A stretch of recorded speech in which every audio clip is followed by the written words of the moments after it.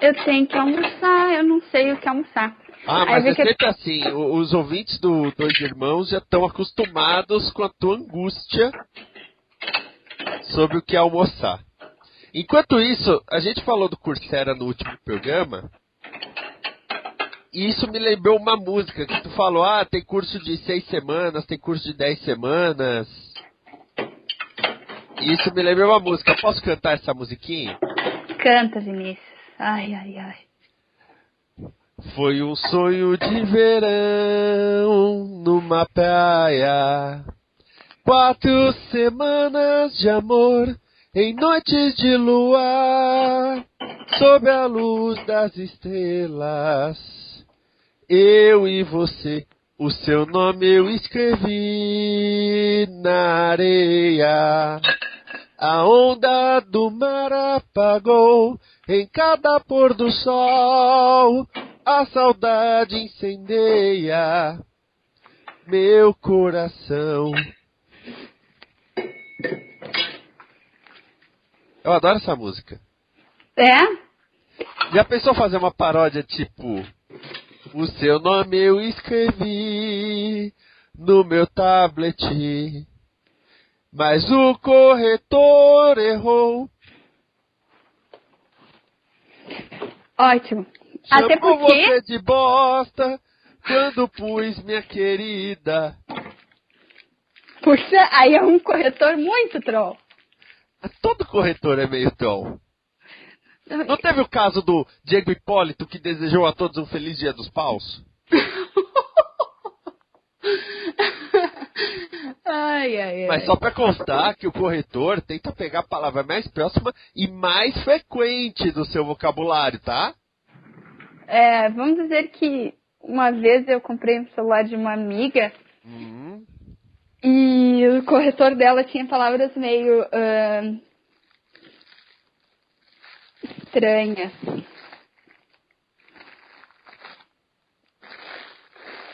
Bom, Chaela. O barulho plástico era pra deixar tudo mais dramático, mas enfim. Ah, tá. Considerando o tanto que eu já ouvi da nossa querida Rafaela... Né, porque a Rafaela, né, ela não tem pudor de falar as coisas, né? Mas enfim... Uma pessoa livre de pensamento cá entre nós. E muitas coisas livres. E ela podia ser um pouquinho menos livre, né? Aí entra aquela música. Eu sofri, sempre fui, sofri demais. Que o nome da música era Sofri e o nome da banda era Sempre Livre. Praticamente um absorvente. Não, e tinha muito isso nos anos 80.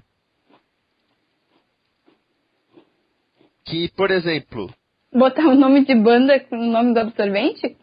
Também. Mas tinha uma banda chamada Ego Trip, que é Viagem ao Ego, e o único sucesso deles foi Viagem ao Fundo do Ego.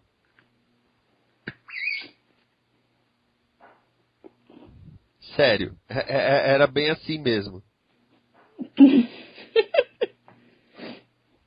Há um lugar místico em mim, algo assim bem escondido, um planeta inexplorado, um horizonte perdido. Me embanhei na Mata Virgem como um nativo zumbi, mergulhei fundo no oceano, como um Jacques Cousteau, parti.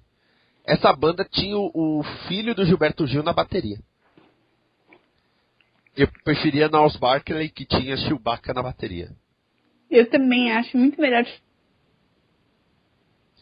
Mas hoje nós vamos falar de um ídolo nosso, que se foi fisicamente, mas continuará em nossos corações. Nós vamos falar hoje de Robin Williams. Robin Williams. Que nasceu em 21 de julho de 1951. E...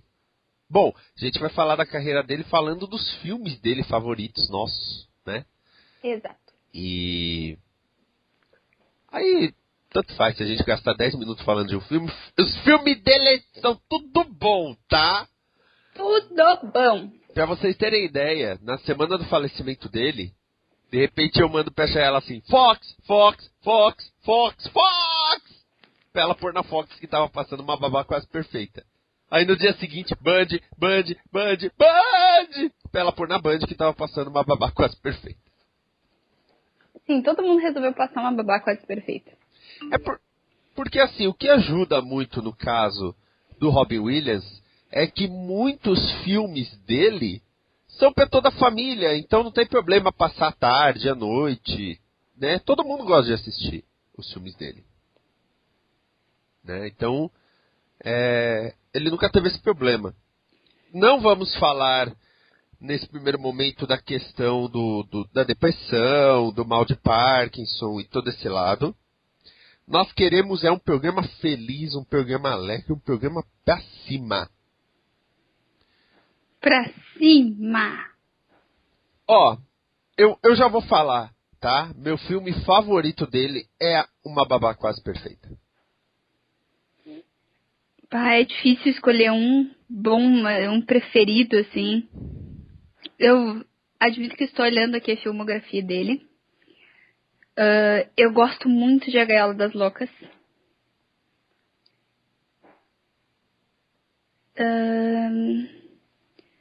Deixa eu pensar. Se é isso que eu vou escolher. Então vamos falar das... Eu vou escolher A Gaiola das Loucas, que ele foi fantástico naquele filme. Eu gosto mais do Uma Babá Quase Perfeita porque... eu não sei, eu acho que a babá foi muito mais criação dele, né? Apesar de ser baseado no livro, eu acho que a Efigênia Doubtfire é muito ele. Não tinha como ser outro ator, tanto que estava rolando um projeto de continuação. Sim. Que não vai rolar, porque não tem como colocar outra pessoa. Não tem, tá? Vamos já falar isso. Vamos falar da Gaiola das Loucas. Do que se trata a Gaiola das Loucas, The Birdcage? Ao qual ele foi indicado, ele fez o Armand Goldman, e ele foi indicado ao SEG Award. E, aliás, ele ganhou o SEG Award e foi indicado a 2 MTV Movie Awards, melhor performance de comédia e melhor dupla. Bem, o A Gaiola das Loucas, ele é baseado no remake de um italiano. Ele é baseado, não, ele é um remake de um filme francês, não italiano, gente. Eu já tô bem doida aqui. Que é o La Cage aux Folles. Olha, meu francês é péssimo, então me perdoem meu francês. Literalmente. E ele é baseado numa peça teatral de Jean Porret. Tô pegando isso de dados aqui da internet. Se estiver errado, me corrijam, eu vou aceitar de boa. O Gaiola das Loucas, ele faz aquele personagem que é um dos proprietários de uma danceteria gay, com drag queens e toda aquela coisa, assim. E ele é um dos proprietários, só que devido a uma noite de amor com uma mulher, ele teve um filho. Ele praticamente cria esse filho a vida inteira. E o filho está acostumado àquela cultura, aquela vida, aquela coisa maluca ali, né? O pai tem um marido e eles têm aquela boate gay fabulosa. Só que ele vai se casar e é uma filha de um senador. E ainda de um senador bem conservador. Sim, e aí, é o Gene Hackman. E ele vai apresentar a família dele para a família da noiva. Só que se a família da noiva descobre que aquela é a família dele, eles vão ter um treco. Então o que ele faz? Ele tenta montar uma cena de uma família tradicional, bem tradicional.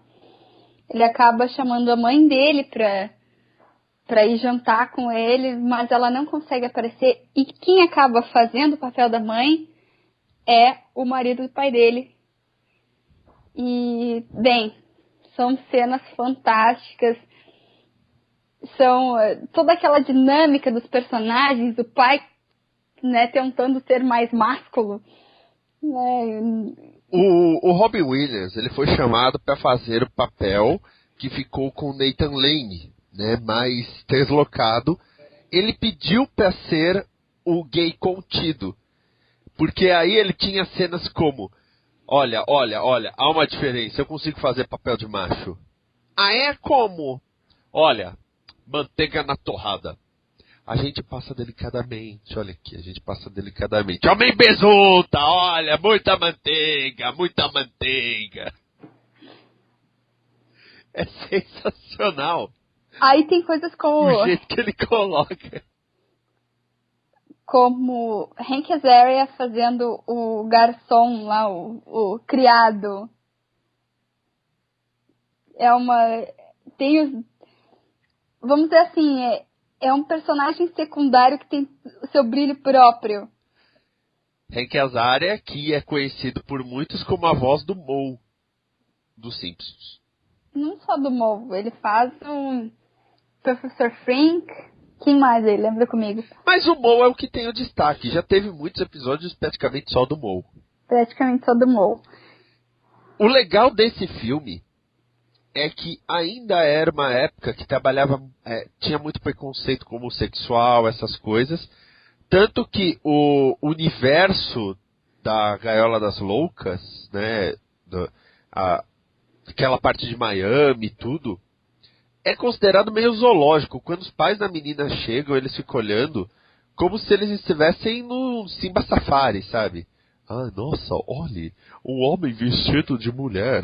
Como pode isso? Isso é degradante. Mal sabe, né, os sogros que a filha vai ter.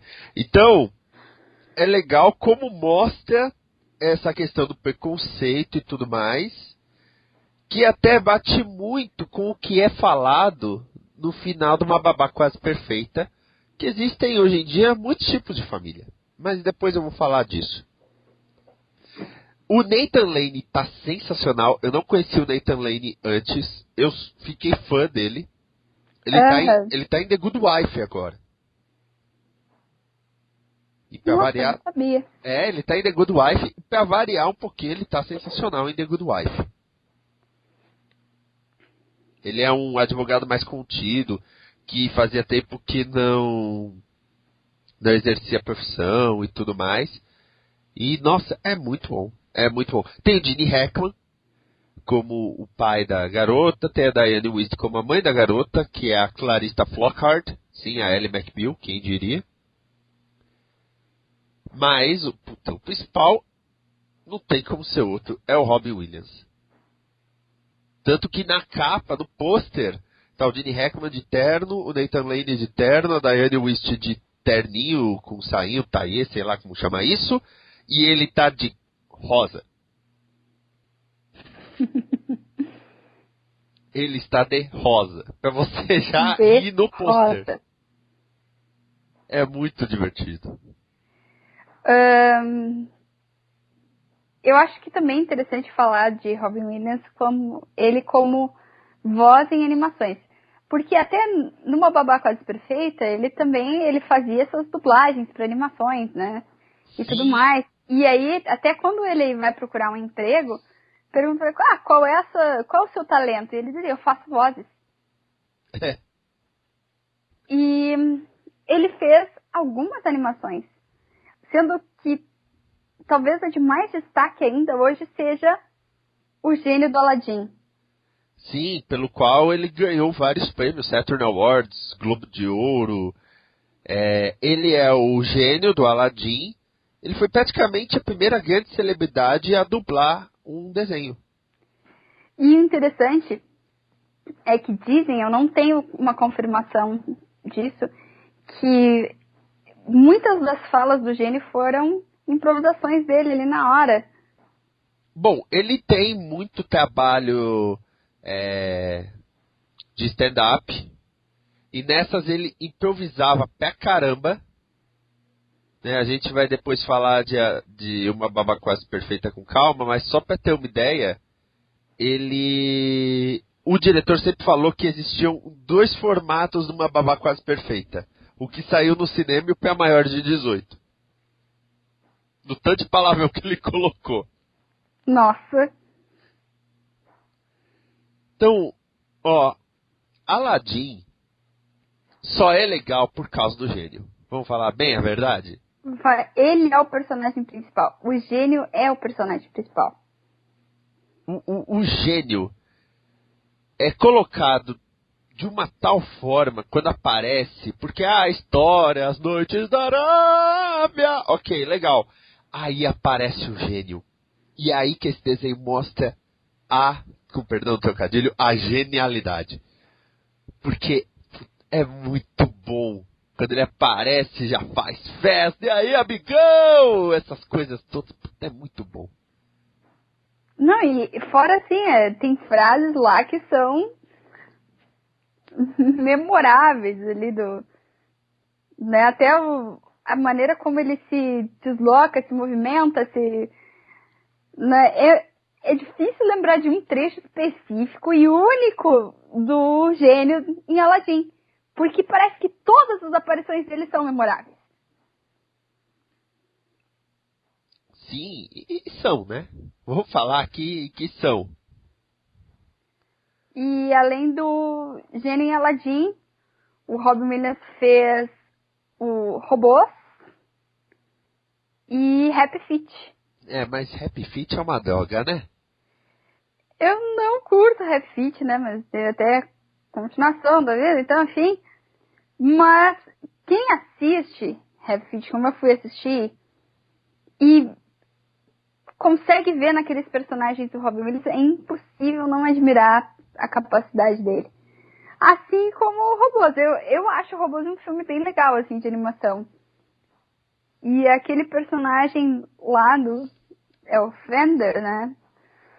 Ele realmente traz muito de Robin Williams, porque ele é todo cheio de tiradas e de situações e de momentos. Não, e falando em desenho animado, ó a ligação que eu vou fazer. O primeiro filme em que ele foi protagonista foi Popeye. Popeye. Popeye, sério, muita gente não sabe que existe esse filme do Popeye. Mas quem manja de cinema chama a Shelley Duvall de Olivia Palito, mesmo quando ela tá em O Iluminado. Nossa. O Stanley Kubrick pesava a mão na Olivia Palito na hora de fazer as cenas. Porque ela é muito Olivia Palito. E ele ficou muito Popeye. Eu acho que é uma performance num tal nível de convencimento de um personagem que já existia no imaginário popular, quanto depois, quase 10 anos depois, foi o Robert Downey Jr. fazendo Chaplin. Bah. Porque são 2 performances que tu não diz que é um ator fazendo. Aí vai caramba, ele fez o Batman, o Val Kilmer. Ele fez o Jim Morrison. Você vê e fala, meu Deus, Jim Morrison ressuscitou. É verdade. Agora, o Popeye eu nem falo muito assim, porque me lembra meu nono, né? Porque meu nono era a cara do Popeye.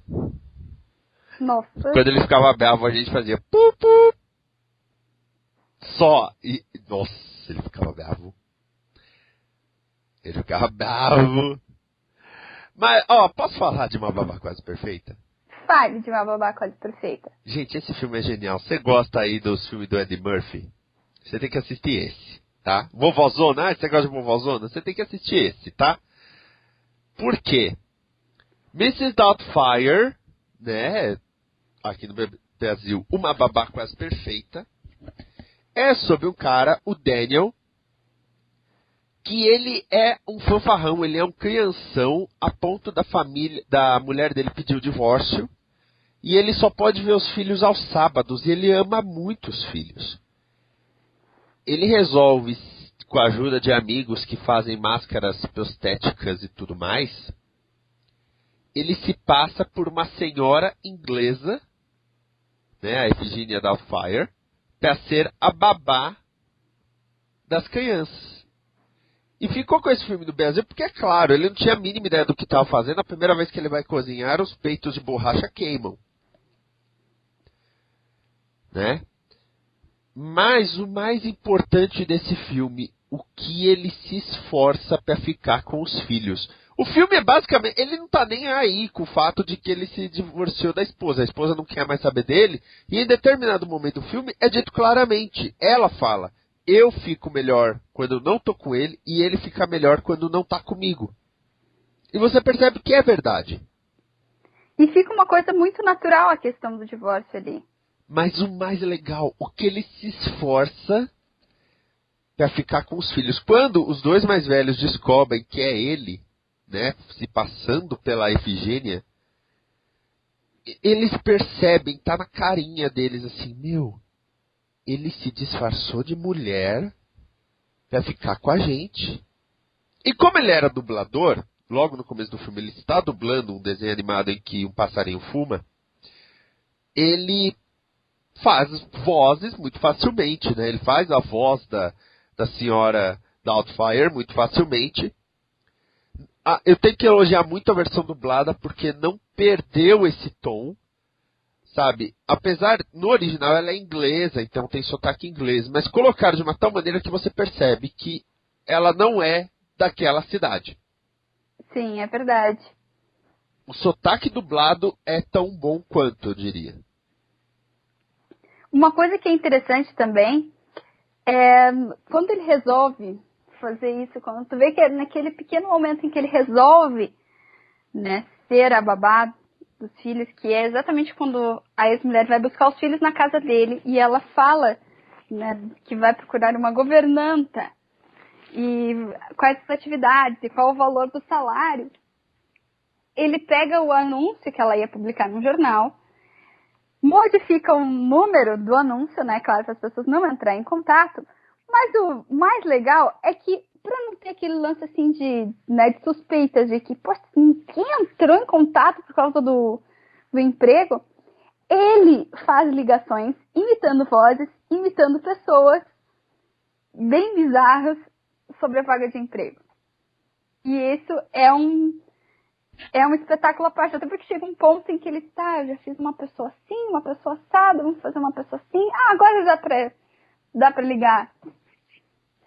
E daí ele faz, né, a personagem que de fato ele ia conquistar o emprego. E é muito legal, chega até um momento em que ele liga e a primeira coisa que ele faz é pegar e tirar o telefone de perto e dar um berro. Pra ex-mulher já ficar apavorada. Então, ali foi uma construção de personagem muito legal e permitiu que ele usasse muito do potencial dele. Né? Como esse criador de personagens que ele era mesmo na atuação. E além disso, ele, como Daniel, trabalha para uma produtora de TV, para um canal, né, praticamente. E tinha um programa infantil que derrubava a audiência. E um dia o chefe dele pega ele brincando com os bonecos de dinossauro. Eu, quando era pequeno, eu via aquilo. Que legal, tá brincando com os dinossauros. Mas hoje em dia você pega as referências que ele faz que não funcionam em português, mas mesmo assim é legal. Por exemplo, o James Brown Tossauro. E ao invés de cantar I Feel Good, ele canta I Eat Wood. I Eat Wood. You know that I would not. I eat wood. Eat wood. Eat wood. O Tiranossauro Rex, que é o Elvis. Essa cena é sensacional. Como eu falei, passou 2 vezes em 2 dias seguidos, então tô com o filme fresquinho na cabeça. E aí, vamos falar do final. No final... Pô, vai tomar no cu, que esse filme tem 20 anos já. Gente, parece tão novo, né? Tem 21 anos esse filme. Nossa. A senhora Doubtfire passa a ser a protagonista de um programa infantil. E no finalzinho do filme, ele vai buscar os filhos para sair e a mulher tá vendo o programa Senhora Doubtfire, que não era ao vivo, obviamente. E a Senhora Doubtfire recebe uma carta de uma menina falando: meus pais se divorciaram, tal, como que você vê isso? É nesse momento que você percebe, ok, eles não vão colocar o casal junto. Não é sobre isso o filme. E aí a Senhora Doubtfire dá uma olhada pra câmera. Senhora Doubtfire, que toda vez que você olha, você vê o nariz, os olhos, Robin Williams ali. Não tem como ser outra pessoa. Aí fala: minha querida, hoje em dia existem diversos tipos de pessoas, de famílias. Existem famílias que só tem a mamãe, existem famílias que só tem o papai, existem famílias que tem os dois, ou que moram com os tios, ou que moram com os avós. Existem famílias que moram separadas, às vezes em diferentes partes do país, mas o amor, esses são os laços que nos prendem. E é emocionante essa parte. Essa parte é de dar uma espetada no coração. É verdade.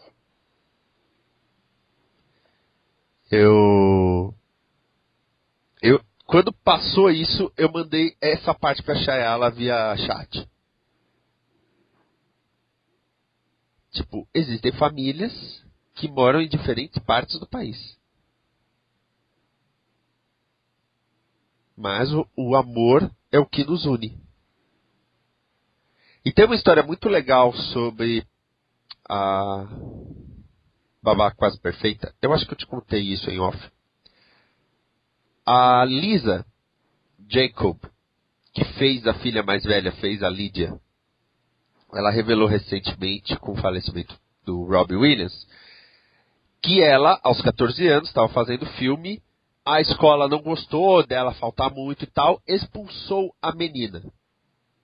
Pá.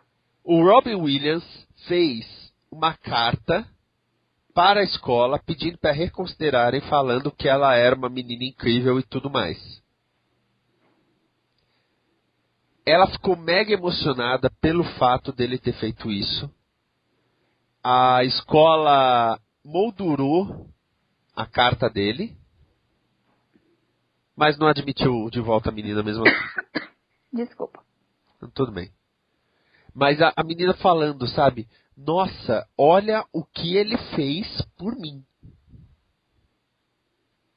E tem muitos casos assim. E tem o principal caso que tem a ver com o filme 9 Meses. Quem conhece Robin Williams já sabe do que eu vou falar, mas eu vou falar com calma no próximo programa. Ela é a Chayala. Ela tem uma gaiola na casa dela, mas não é a gaiola das loucas. É uma gaiola que significa liberdade. E você pode encontrá-la no Twitter, @Laila_Flower. E no blog, cupulablogs.com/flowerpower. E também nas produções da Combo e da Isso. Esse é o meu irmão Vinícius Schiavini. Você pode ver as coisas inteligentes que ele escreve no cupulablogs.com/esquias, no Twitter, @esquias. E também pode vê-lo e ouvi-lo nas produções da Combo e da Isso. Então, tchau. Tchau, tchau.